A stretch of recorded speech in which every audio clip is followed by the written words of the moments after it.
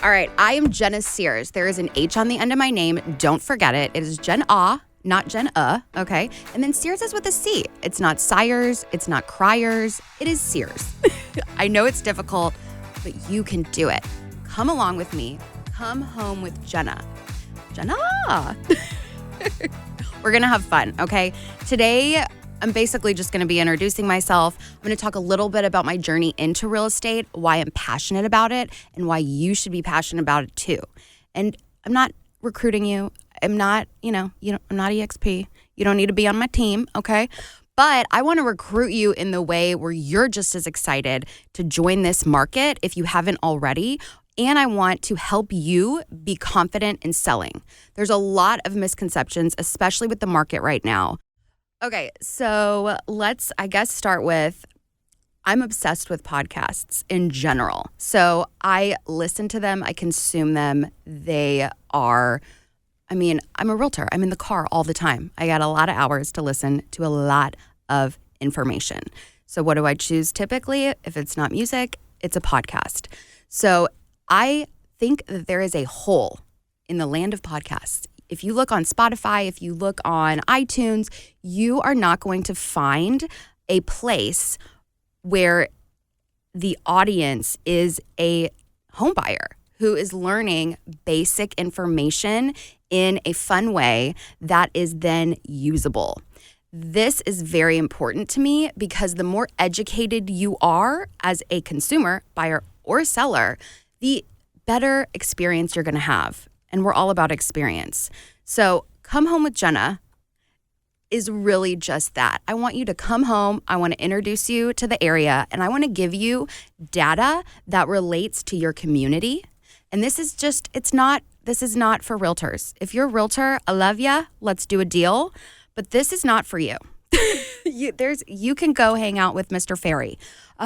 This ain't your jam, okay? I want to answer questions that we all have, that I had when I was a first-time home buyer, and quite frankly, when I was a first-time home seller, because that is just as terrifying. You've signed this mortgage. It's probably 30 years. Statistically speaking, you've lived there 3 to 5 years if you're a millennial, 4 to 7 if you're a boomer. Xers, I love you. You're somewhere in the middle, shocking, hiding, keeping yourself undercover. I see you. I am who I am, and I want you to come along with me. Come home with Jennah. Let's hang out. Let's talk facts, and let's make it fun. Real estate is really fun. We are talking and living the American freaking dream here, okay? So it is accessible, and that's the other important part that I want you to know. You can buy a home. There's a million ways to do it. I don't care if you make $45K a year. You can be a homeowner, and I'm going to show you how to do that because it's important. Because you're important, because your experience is important, because you as an individual are part of my community as a whole, and I'm excited about that. Are you excited about that? So early on in my career, I was in training and development, and yes, I learned some presentation skills from that experience, but what I learned, and the most important thing I learned, was how to run a business. So there is just so much that goes into it, and that relates to a transaction. You have to be on. You have to be ready. You have to work on your feet. You have to think on your feet. All sorts of things are going to come at you. So that's what I learned. Just always be prepared. On top of that, I made soap. I hawked soap. And this is where I learned how to sell. And this is important because as a listing agent, it's really marketing. You got to know the contracts. You got to be able to work within those because I am not a lawyer. And that's a huge thing in real estate. Everybody thinks they're a lawyer. You're not a lawyer. It's the first thing you learn because you don't want to get sued. So on to my soap company, I watched hours and hours of QVC. And I didn't really watch it. I more listened to it while I was making soap. And the intonation that these women use is fabulous. And that is where I learned how to hawk soap and anything else, like your house. So I did the Deep Ellum Outdoor Markets. It was just a lot of fun. But then I got pregnant, and you can't make soap when you're pregnant. It's a lie. It's a problem. So we moved to the burbs. I left Dallas, and I experienced my first scary real estate transaction. I did not have a license yet, and we got in this deal that was no good, okay? So the market wasn't quite as hot as it is now, but there's always a give and a take and a push and a pull in these transactions. You got to give a little and you got to get what you want. It's best if you are having a win-win. So in this situation, we got our inspection report back and we did a leak test and the foundation was shot. I mean, hundreds of thousands of dollars in plumbing and foundation work needed to be done, and we walked, and now we're homeless. I mean, I'm pregnant and homeless. But it worked out for the best, per usual, and we ended up going to rent. So we rented, and what that did for me, renting a house as opposed to living in an apartment in the city or a condo in the city or even a house in the city, it allowed me to sample a community. So I really thought that I wanted to be in this one city, but I rented there and realized, you know what, I don't want to live in this city. And I don't really love how close I am to the high school because their drum line, wow, awesome, is very noisy. And they start practice early. So I knew exactly what neighborhoods I wanted to cross out. I also spent a ton of time checking out that house porn on Zillow.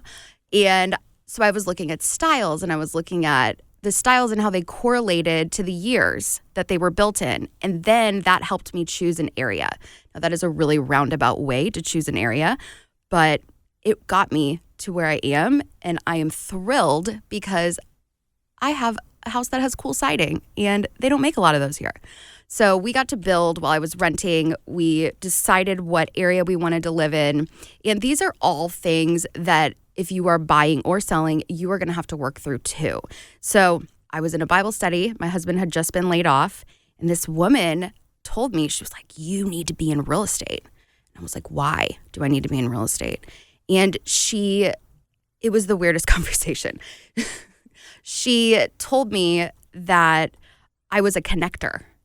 And I think she's right. And I think that is something about real estate that I didn't really understand when I was working on getting my license. But it really is being a connector. So when you move to a new place, especially, you don't know where anything is. I mean, where are you going to grocery shop? How do you get Target? Does Whole Foods deliver? I mean, that's really important to me anyways. So these are all the things that I was connecting with these women in this class, essentially, and a lot of them were new to the community. So I was just telling them what I would always tell them, where do you go? Where do you shop? Where do you go to eat?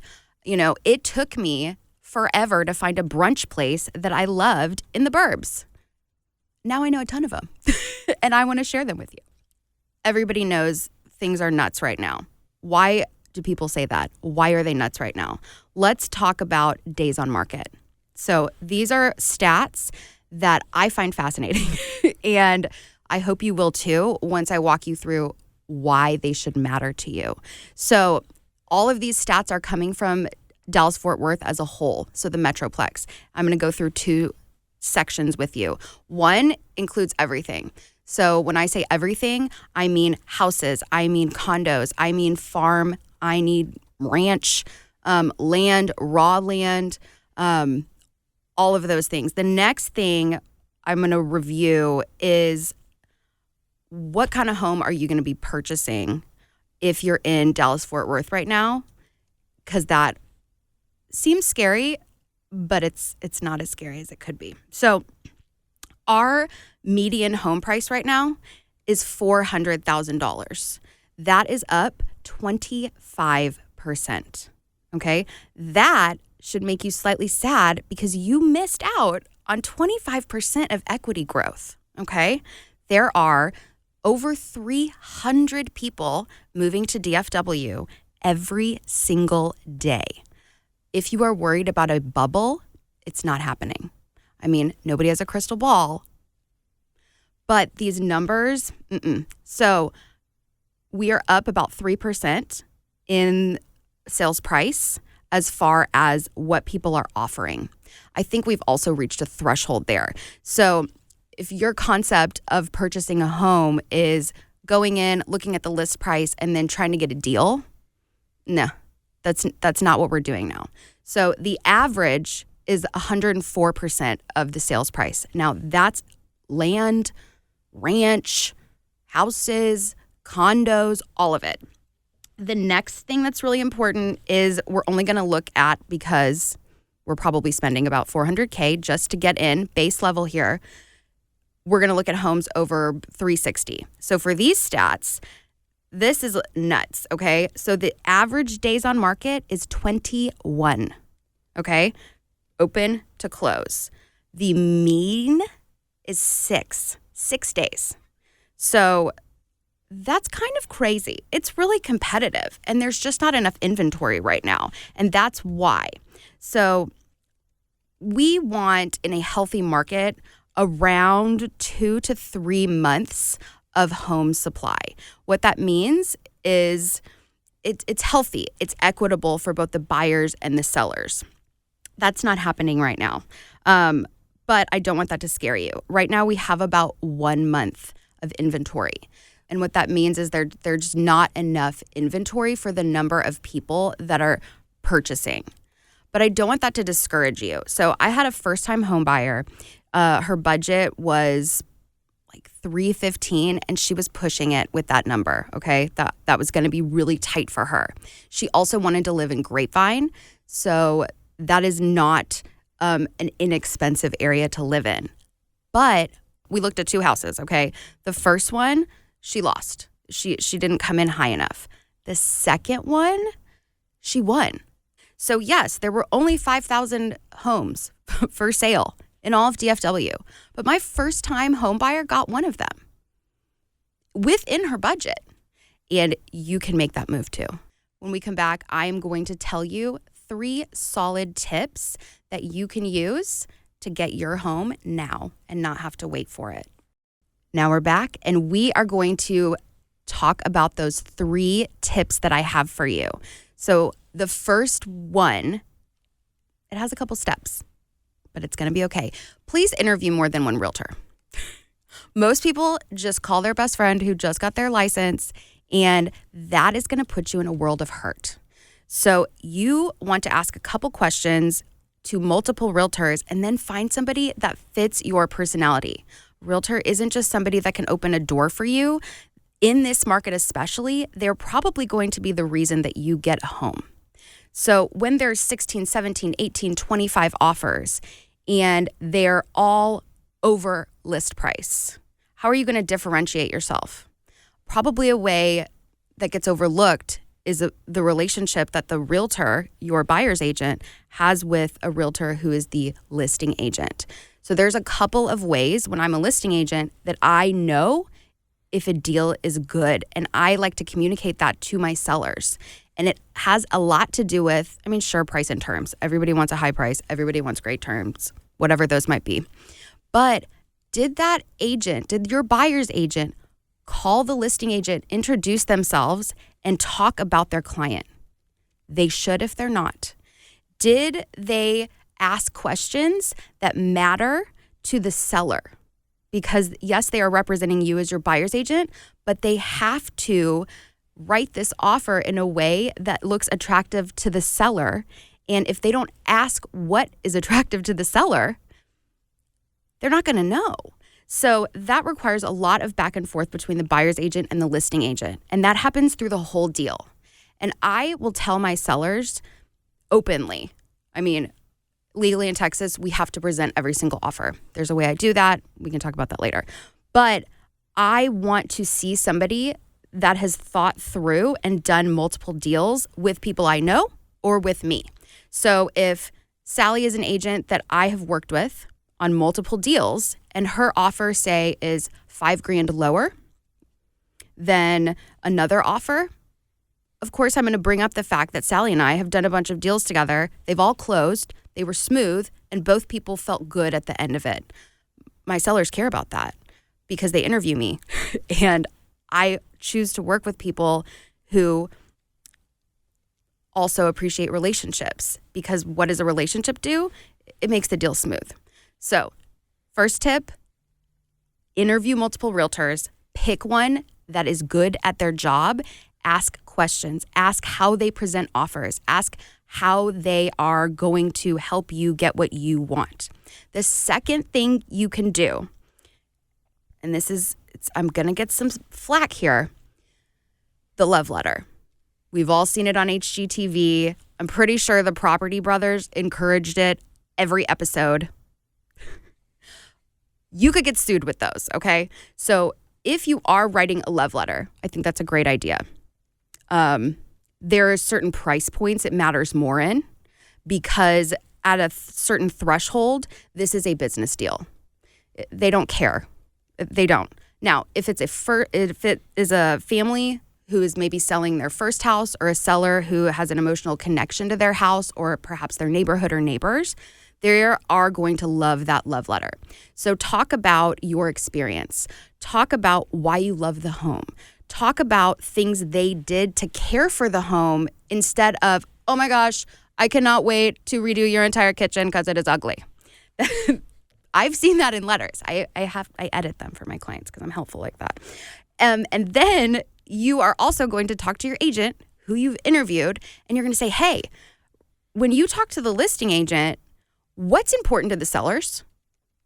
And if your agent says, you know what, they love this house, they've put so much work into it, they're obsessed with their, Viking appliances, and they've cared for their neighborhood, their lawn's important, all those things, that is what you want to put in your love letter. So yes, your love letter is about you, but it's more, you're carrying the torch for them. And you should also ask your agent, because you've interviewed multiples, do the sellers care? Do they want a love letter? If they don't want a love letter, don't spend the time. Make sure the terms are good. Give them what they want that way. So, tip number 1, interview multiple realtors. Tip number 2, write a letter if that's something that the seller of the house that you want would enjoy or want. So for your number 3 tip, you are going to need to offer over list price and be able to back it up with cash. Here's how you're going to do that strategically so that you don't feel so sad and scared, because that is the sinking feeling when you have to come to close with cash to bridge a gap, because you're going to feel like you're throwing that money away, but you're not. You're betting on yourself and you're betting on your investment. And here's how and why you're going to do that. So say the house is listed at $400,000. You are not going to put your entire 20% down, okay? Put 7% down, put 5% down, put 10% down. Don't put 20% down.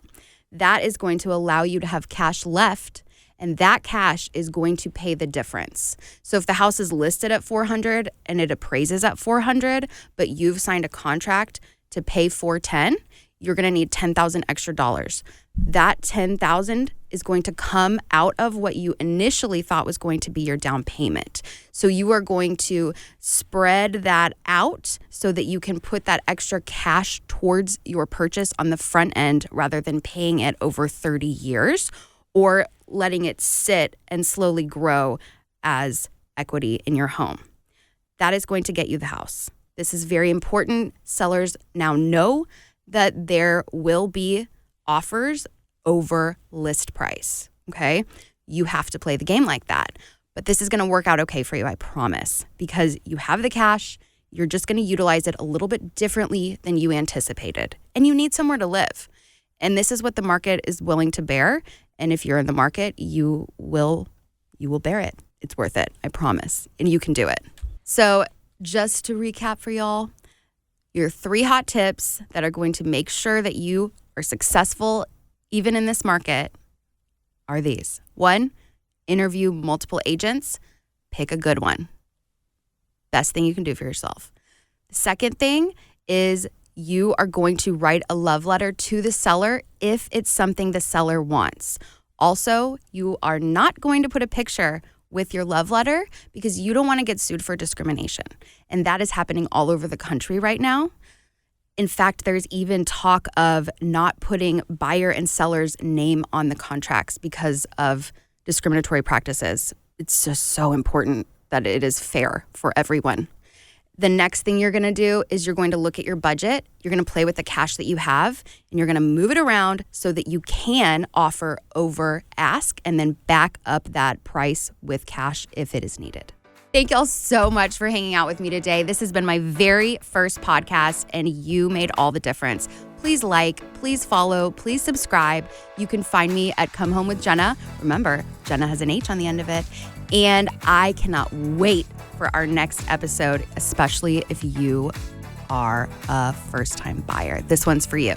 So tune in. Don't forget to subscribe, because how else will you get to hang out with me? I mean, seriously.